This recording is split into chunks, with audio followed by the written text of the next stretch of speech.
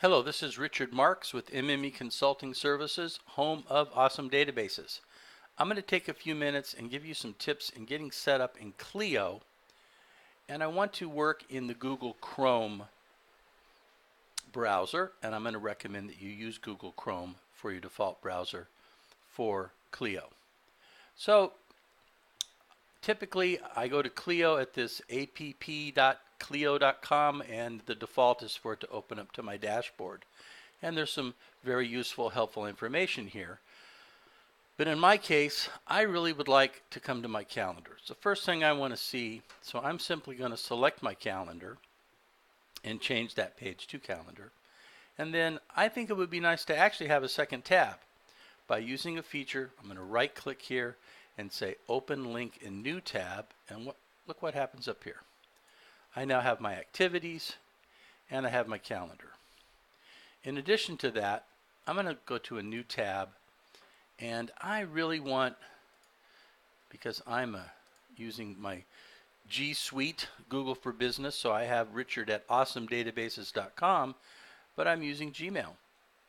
So here we go. I'm going to open that up, and that can be very helpful because there are some features in here that actually allow me to use the Clio Gmail extension to file communications, start timers, tasks, etc. from my Gmail inbox.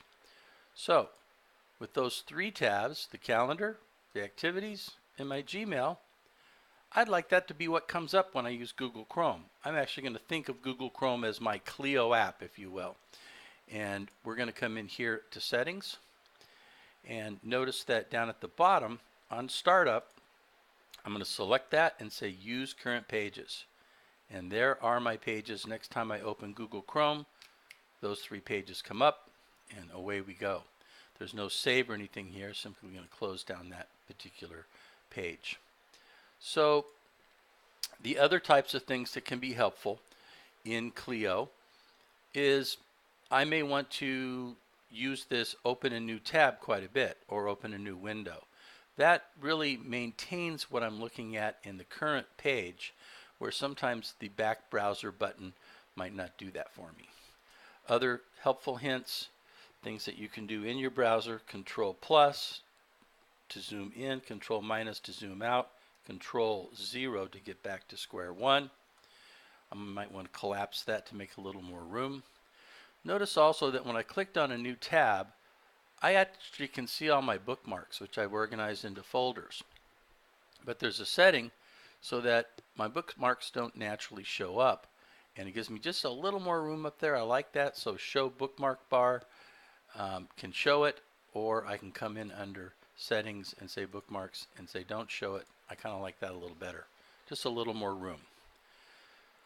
I hope this has been helpful. Just a few things that you can do to get started. I'm going to share one last thing with you. I've created a folder in my downloads called Clio Documents. If I'm using the Clio Documents, I really would like a friendly place. So I'm going to come into settings, and down here under advanced, I'll find a place to actually determine where my download default location is going to be. And I've changed that to my download folder in something I called Clio Documents. Just one other way to make that upload download process that we have with Clio in the cloud, and you may be wanting to edit a document, go very smoothly. I'm going to close that down, and again back to my bookmarks. I'm going to remind you this is Richard Marks with Awesome Databases, hoping you're having an awesome day.